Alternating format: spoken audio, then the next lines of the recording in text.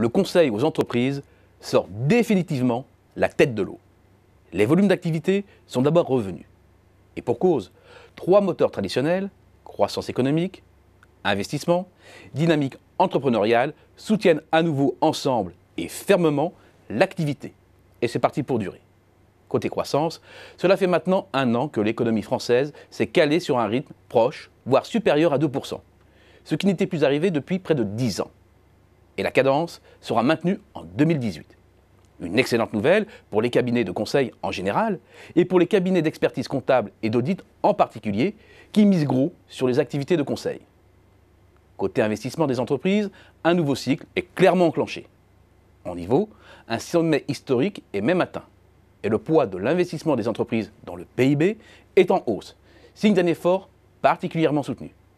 Or, que ce soit pour lancer un nouveau produit, conquérir de nouveaux débouchés, en France comme à l'étranger, faire de la croissance externe, en France comme à l'étranger, les sociétés ont besoin d'être accompagnées, donc d'être conseillées. C'est un soutien essentiel pour le conseil en stratégie et en organisation. Les projets de développement ou de transformation se sont multipliés au sein des grandes entreprises et des ETI, ce qui s'est traduit par un recours massif à des conseillers externes. Dernier pilier, la dynamique entrepreneuriale. Côté création d'entreprise, la tendance est bonne et la barre des 600 000 se rapproche. Côté défaillance, la tendance va dans le bon sens aussi. Et le plancher des 55 000 n'est plus très loin. À la croisée de ces 2 courbes, le message est clair. Le tissu productif se densifie et accroît mécaniquement le potentiel de demande au cabinet de conseil. À ces 3 forces traditionnelles s'ajoute une nouvelle poule aux œufs d'or, la transformation numérique.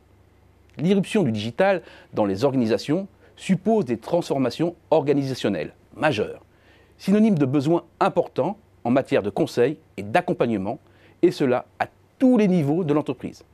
Tête de groupe, direction générale des business units, direction fonctionnelle, opérationnelle. Ces missions représentent maintenant 17% en moyenne de l'activité des cabinets de conseil en stratégie et en organisation, selon Consulting France. Mais déjà, près d'un tiers de l'activité pour ceux dont le chiffre d'affaires est compris entre 30 et 50 millions d'euros. Les entreprises de services numériques bénéficient naturellement, elles aussi, de cette nouvelle vague. Les volumes sont revenus et les services achats des clients relâchent un peu la pression.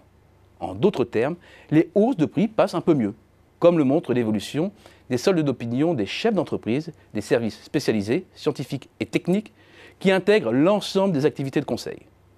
La tendance des prix passés est en hausse et le solde correspondant dépasse sa moyenne de long terme pour la première fois depuis 6 ans. Optimistes, les chefs d'entreprise anticipent la poursuite du mouvement. Une bonne nouvelle pour les marges qui ont souffert avec la crise. Hausse des volumes, hausse des prix.